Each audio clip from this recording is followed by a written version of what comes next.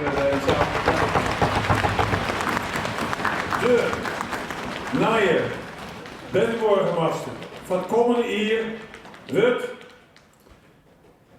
Jildau van der Meulen. Jildau van der Meulen is de nieuwe binnenburgemeester van de gemeente Achtkarspelen. Met haar idee om meer omtinken te gaan om muziek wat zij kiezen.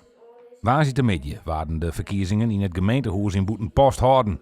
10 oorleerlingen die in mei mij alle keer goede ideeën.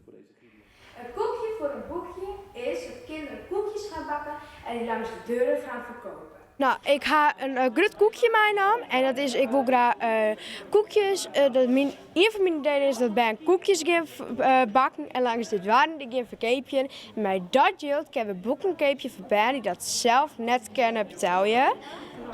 Dit is een groot koekje met al die bennenboeken erin. Ik ga vertellen over een pannakooi. En dan laat ik ook weten dat we meer kinderen moeten bewegen. Want wij, kinderen van tegenwoordig, kunnen dan meer bewegen. Jildau is dus de nieuwe binnenburgemeester. En ze jocht uit naar haar nieuwe uitdaging. Ik hier echt net dacht dat ik het zou gebeuren, omdat al je oren ben die safvolle voorbereid en heel goed boert. En ik hier alleen aan mijn gitaar meenam. En ik hier het echt totaal net verwachten.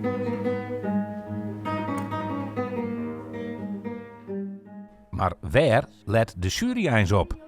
Nou, we vinden het heel belangrijk hoe ze hun plan presenteren. Daar gaat het eigenlijk om. De inhoud is echt belangrijk, maar vooral hoe staan ze je voor de groep?